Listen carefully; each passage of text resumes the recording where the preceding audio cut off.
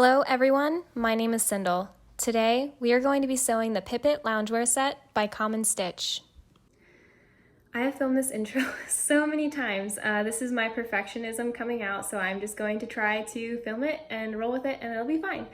So the first thing I want to make sure to tell you is to make sure that you pre-wash and dry your fabric. I used to be so bad, I'd come home from the fabric store, I'd be super excited to work on my project, I'd jump right in, I'd wear it once, I'd wash it once, and then it would shrink. So just make sure that you take the time to pre-wash and dry your fabric so that you can love your garment for as long as possible. Of course, there are some fabrics that can't be pre-washed and dried, so just make sure you look at the fabric bolt at the fabric store to make sure that it can go into the washer and dryer. And if you're not sure, go ahead and give the fabric a quick Google to make sure that you're not committing to something that's dry clean only. For this project, I'm assuming most of us are going to work with cotton, so it can definitely go into the washer and dryer, and it really should. I really love the Pipit Loungewear set. I made my first one a couple weeks ago and then immediately made a second, and this is going to be my third. I already have plans for probably 2 more, and for birthdays this year, people are probably going to get a Pipit Loungewear set from me. It's by Common Stitch. Common Stitch has a ton of really cute patterns. You can go onto Instagram and look at their corresponding hashtags. So, for example, you could look up the Pipit Loungewear Set hashtag and see all the different fabrics and ways people have made this loungewear set so you can get some inspiration. But I'll link the pattern down below so it's super easy to find for you. I think the Pipit Loungewear Set has something to offer everyone. If you're a beginner sewist, you're going to get to work on sleeves, buttonholes, an elastic waistband, and a neck facing. But if you're more of an advanced sewist, you can really work on things like pattern matching and advanced seam finishes to make a super sophisticated top. For today's sew along, I'm going to jump right into the sewing. I have an entire video series planned in the future about patterns and how to use them, so it just makes sense to go ahead and jump into the sewing. I'm making 2 small modifications to the pattern. Like I said, I've made it before. The first time I made it exactly as prescribed by the pattern and I really liked it, but I'm really tall in my torso and would prefer that the shirt has just 1.5 inches more coverage, and I actually did that on this red shirt and it ended up being the perfect length for me. So I'm adding 1.5 inches to the bottom hem of the shirt, and I'm gonna add 1.5 inches to the top of the shorts so that I can make a rolled waistband. You definitely don't have to do that, and really the first time you can just do it as the pattern says and see how it fits you before making any modifications. But if you want to see if the same modifications would work well for you, you can always make the modifications to the pattern pieces, hold them up to you, and see how they would fit. So if you are going to do the modifications to the shirt, just remember to also do them to the facing. So to add 1.5 inches, you're gonna have to do it to the bottom of the facing, the shirt front, and the shirt back. So yeah, let's go ahead and jump into the sewing. All right, we are gonna start with the shorts just like the pattern directs us to. They're super easy. It's a great way to get the ball rolling. You're going to take 1 front piece and 1 back piece and line them up along this long edge. When you match them, I would highly recommend matching the bottom of the shorts perfectly rather than the waistband. The waistband has a little bit of a curve and it's easier to make adjustments to later versus the hem. So I would start pinning at the hem and then go forward toward the top of the shorts. You'll know that this is correct. This isn't going to line up, so don't worry about that. The back piece is going to have what's called a bigger crotch depth to make up for, you know, your butt. And then you don't have that same depth on the front piece. So I'm gonna go ahead and stitch this together. All right, so this is my seam here. What I'm going to do is I'm gonna trim the seam allowance in half, and then I'm gonna run a zigzag stitch over the seam allowance to finish this edge. I don't have a serger. If you do, of course, you can run that along here and finish this edge, but if you don't, go ahead and put a zigzag finish over the edge or finish it any other way that you prefer. All right, this is what you'll have once you've zigzagged over the edge.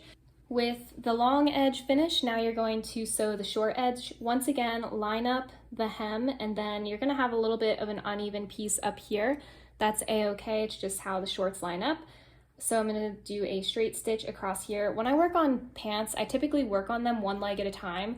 So you can either finish your long seam on 1 pant leg and do it to the other, or you can do what I do and do the long seam, then the shorts, like finish this whole leg before moving on to the other leg. It's not gonna make a difference. So I have the short edge sewn and finished over with a zigzag stitch. The next thing I'm going to do is slightly out of order from the pattern. I'm actually going to finish the bottom edge of the pants. So this is the top waistband, this is the bottom hem of the pants. The way that they have you doing the hem in this pattern is to just put a zigzag stitch over the raw edge, and then you're going to turn it up later. So I'm just going to go ahead and zigzag this bottom edge now.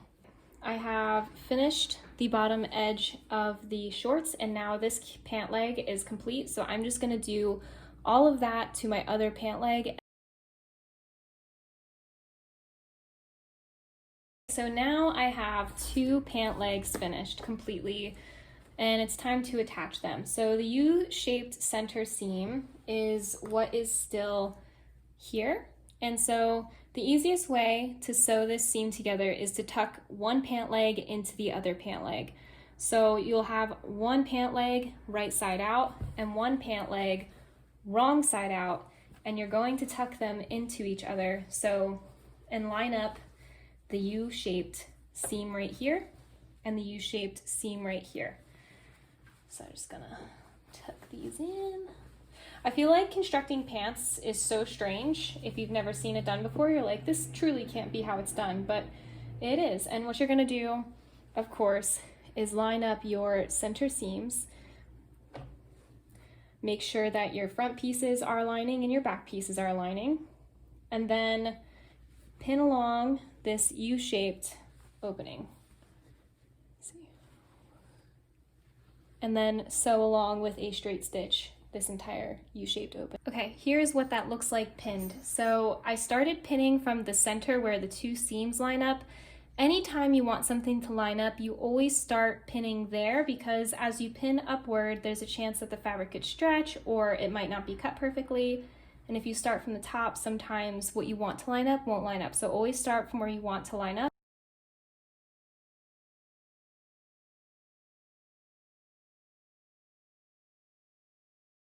Okay, now this U-shaped seam is finished. So just like my other seams, I'm going to trim down the allowance and then overlock it with a zigzag stitch. Okay, it is the moment of truth. I have just finished that center seam, and now if I flip this right side out, I should have a pair of shorts. Let's see.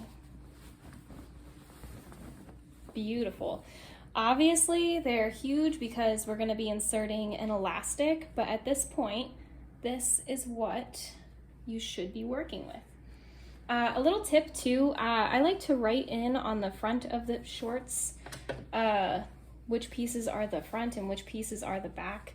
I do it in a heat erasable marker, so when I take it to the iron later, it'll go right away, but it'll be helpful when you go to put the elastic in to easily know which is the front and which is the back. I like the elastic to be the last thing I do on the shorts, so the next thing I'm going to do is I'm going to go ahead and finish this hem. So all I'm going to do is take it to the iron and press it over a 1/2 inch. I think the pattern says a centimeter, which ends up being a 1/4 or 0.40 of an inch. So I am going to lose a 1/10 of an inch of length here, but I'm willing to sacrifice that for the ease of a 1/2 inch turnover. So I'll go and iron it a 1/2 inch over, and then I'm going to take it to my machine and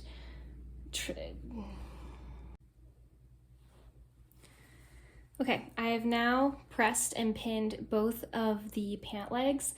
I'm now going to stitch as close to the edge here, the zigzag finished edge, as possible. Okay, here it is. I don't know if you can really...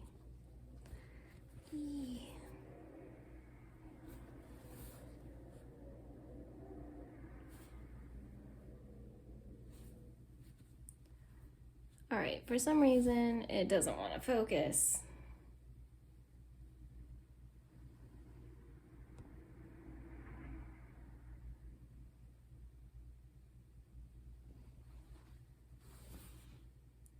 Okay, it's not focusing great, but you can kind of see here, I've run this stitch fairly close to the zigzag edge while still catching it and leaving enough room that it's not going to fray out of the hem over time.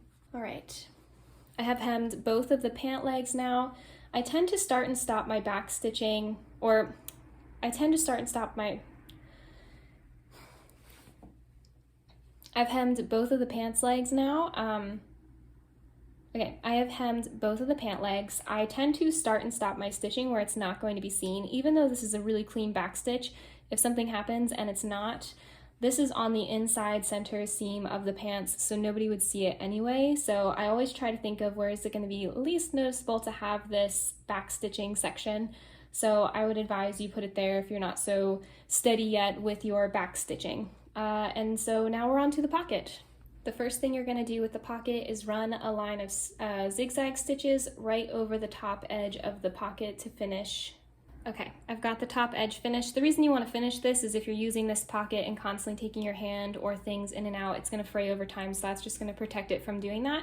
So the next thing I'm going to do is turn this over about 1 centimeter or 1/2 inch, and then just like with the hem, stitch as close as possible to the zigzags, but still not going over them and making sure that there's enough room that it's not going to fray away from the seam over time. Okay, I've got the top of the pocket all tacked down and finished, so the next thing I'm going to do is bring it to the iron, and I'm going to fold over each of these edges so that we can edge stitch it to the top of the pants.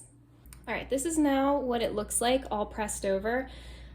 So I recently got into bra making, and something that is really helpful for bra making is basting adhesive.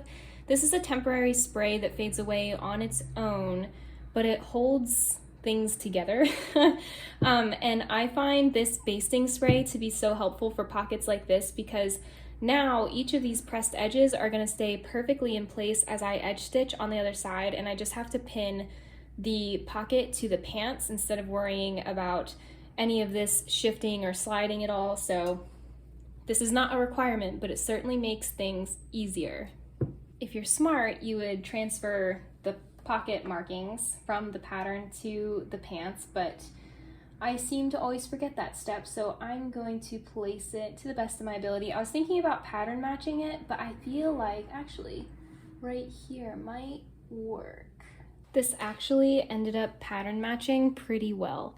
So now I'm going to edge stitch this, and all that means is I'm going to run a seam as close as I can to this clean folded edge all the way around to fix the pocket onto the pant. And I'm doing the left side just like the pattern.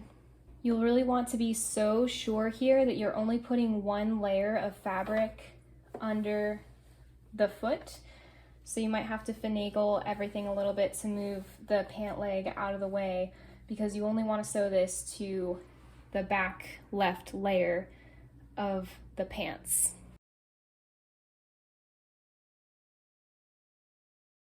There are some things in sewing that are entirely satisfying, and a good edge stitch for me is definitely one of those things. Now we really have a pair of shorts practically finished. All we have to do now is the elastic. So let's do it. There are a couple ways you can do your elastic. You can actually take a measuring tape and measure around your waist and then subtract, I think they say 3 inches. I typically will just put the elastic around my waist and pull it so that it's taut but not too tight. Sometimes I find the formula of just subtracting 3 inches makes the shorts a little bit tight, so test it before you cut it. But you could just put it around your waist and then tighten it so it's secure but not too firm for you. And that's what I'm going to do today. Okay, with your elastic cut, what you're gonna do is take it to your machine, overlap it, and stitch it a bunch of times. I'm doing this slightly different than what the pattern calls for. I'm actually gonna wrap this in the same beige fabric that I'm using for the loungewear set to make a nice, neat, clean finish. It'll make more sense in a second. Okay, I've taken a scrap piece of fabric and I've used the basting spray to tack the 2 edges down to it. But then I also have this kind of folded flap here. This is really long, we'll trim it to fit. So what I'm going to do is I'm going to put the little flappy thing here just to finish that edge. And I'm gonna wrap it around, and it almost makes a cute little, it's just a cute little tabby thing. But that way it'll enclose that seam really, really cleanly. And what I'm going to do is just edge stitch around here just like we did with the pocket, and I'm just gonna trim this excess off. So I will show you what it looks like in just a second. Okay, so this is what we're looking like now. So it's not a perfect rectangle. Elastic is really slippery and hard to work with, but this will look really nice and clean once it's tucked into the waistband. All right, so the next thing you're gonna do is mark your elastic into quarters so you can stretch it onto your pants. So smushing the seam with the back side, then you're gonna mark right there, and then you pull these two together and mark the half marks. So I've already got mine all marked out, and what you're gonna do next is align those quarter marks with the 4 seams inside of your shorts. Okay, so I think the one part of this pattern that's kind of hard to understand is how to install the elastic. So I'm going to show you how I interpret the directions. I don't know that it's correct, but it's functional and comfortable, so I would call that a success. I was going to do a rolled waistband, but your girl had an oopsie, and you'll see that oopsie in a second when I get to the shirt. It's actually quite bad. It's not ideal. I'm really frustrated about it, but I fixed it and as best as I could because I didn't want to, you know, waste the fabric and everything. So you're going to take your elastic and mark the quarter marks. So fold it in half and then mark the half, and then of course pull, and then once again mark the half and mark the half. Each of those 4 tick marks is going to line up with one of the 4 seams in the shorts. So this is a really good indication of the back of the shorts, this little tag, because once the shorts are finished, sometimes it's kind of hard to tell front from back. So this is a nice little indicator. So I'm going to line up the elastic. So on the outside, the right side of the shorts, you are going to pin the 4 tick marks on the 4 seams. And of course your elastic is going to be much smaller than your shorts because your elastic is going to gather your shorts. And you're only going to pin those 4 tick marks. So this is what I just do for the back since it's really hard to pin through those.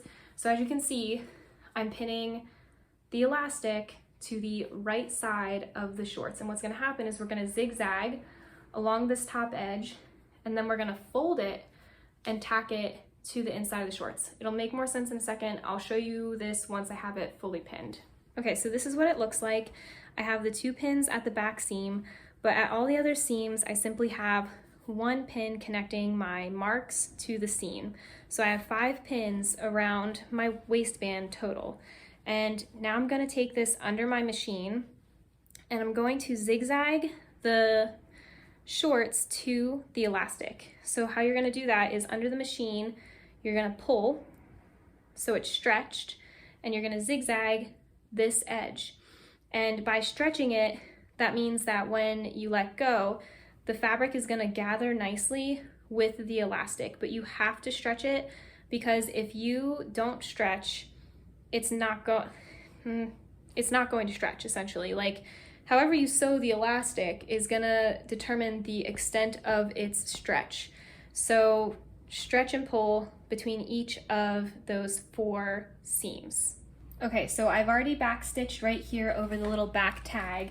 Now just as though you are finishing a seam, you are going to line up the right side of the pajama or of the pants, of the shorts, and pull so it's taut, just like that, and I'm gripping the next seam where the next pin is, and I'm just going to hold this in place and feed it through the machine, zigzagging the top edge, securing the shorts to the elastic on the top edge. I'm using the widest possible setting here for my machine, so once again I'm just going to pull this and feed it under the machine.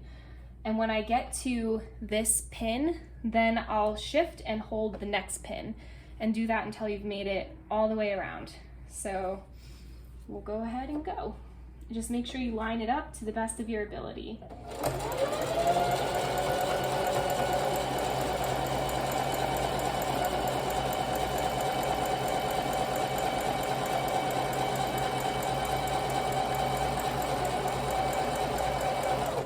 So it's probably about here that I go ahead and switch to the next pin because it starts to get really difficult to hold this pin as it gets closer to the presser foot. Now, I will say this stretch is the hardest stretch, the initial stretch that you do. So now I'm just going to continue to stretch and pull around the entire waistband and and sew it. So I'll show you what it looks like in just a second. Okay, so this is what it looks like now that the elastic is attached. This is what the elastic side looks like, and this is what the fabric side looks like.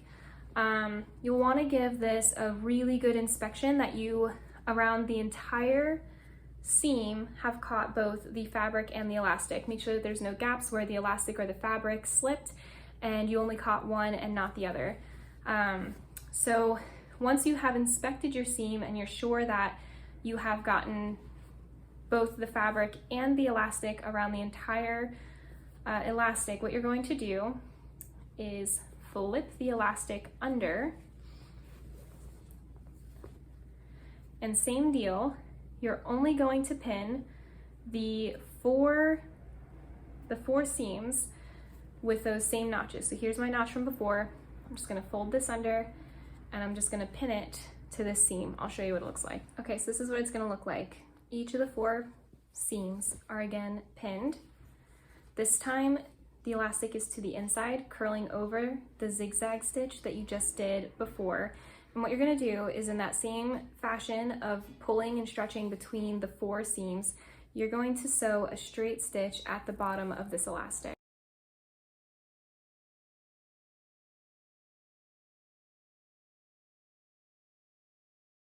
And there you have it, your finished shorts.